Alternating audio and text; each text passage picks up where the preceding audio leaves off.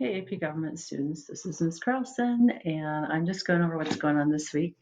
I'm noticing I'm missing more of you as we get closer to the end of the year, which is kind of a bummer, but there's not a lot I can do about that, obviously.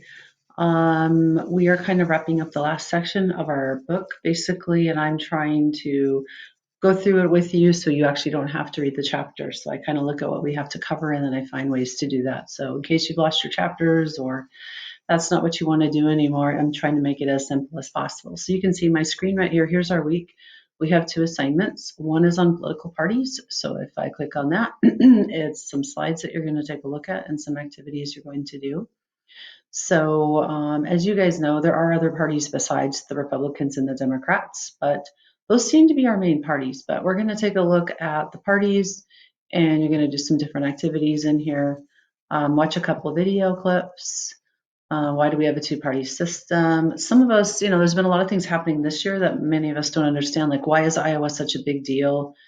Like a lot of people go there. What is Super Tuesday? All these things that have been happening that kind of went right up to when we closed school down. National conventions are kind of a big deal right now because if you've paid any attention, Donald Trump wants to still have a national convention, and currently it's scheduled for North Carolina. But North Carolina is currently saying we don't know if we can do it because the virus. And he's like, well, then we're going to do it somewhere else if you can't handle it. The Democrats haven't really finalized anything because they don't want to, deal with the virus. And what are they going to do? And as you know, Joe Biden's sort of been not able to be out there because he's older. I think this weekend was the first time he went out for Memorial Day and he had his mask and his sunglasses on. So some of you may have noticed that. So this is one of our activities we're going to do. The other one that's on here is something called political action committees. Political action committees we briefly touched on earlier this year, but basically they have tons of money and they give it to different candidates to try and influence what they stand for. There are PACs, basic ones, and then there's something called a super PAC, which are way bigger and have a lot more going on. So there's a link here that talks about who are the PACs that are supporting Biden and who are the PACs that are supporting Trump and what do you think about those. So these are all things that are applicable to today. Most of you will be able to vote and I hope you will. But kind of who's supporting these different candidates. So it gives you a good idea of what kind of people and groups those are. If you are in my CCRS groups, and some of you are, a lot of you are missing assignments. And I know I keep telling you this, but the district did not take away the CCRS requirements.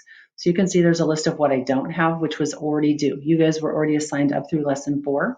So it tells you as of last Friday who I did not have work from. So if you did it over the weekend, it wouldn't show up. This is lesson 5 and 6 for this week, what you need to be doing. So basically it's always going into Naviance, doing the same thing, et cetera, et cetera. So you're doing the job interview, that's basically lesson 5, and lesson 6 is super match what colleges fit. And a lot of you should already have this because you've already done most of this work already. So it shouldn't take you that long. It's just uploading it is really all you're doing to show that you've already done it. So that's it for the week. And so if you guys have questions or need anything, I'm always here for you. Some of you send me little messages to tell me you missed certain things and are wishing we could be back to normal, and I totally get it. The question I need you to answer for me is, what did you do over this 3-day weekend? Did you do anything more than you've been doing? Some of you aren't doing anything. Like some of you are like, I don't even get out of my house. Others of you are getting out and about more. I don't know. I went up to Camano Island and went out on the beach and walked around for a while and had a bonfire. With my family, so that was nice to get out and do something different, but I know some of you aren't able to do that. So let me know if you did anything fun or what it is you ended up doing, even if you were locked in your bedroom. I hope you guys have a great week, and I look forward to talking with some of you soon and hoping that I see you again soon before you head off to college. Bye.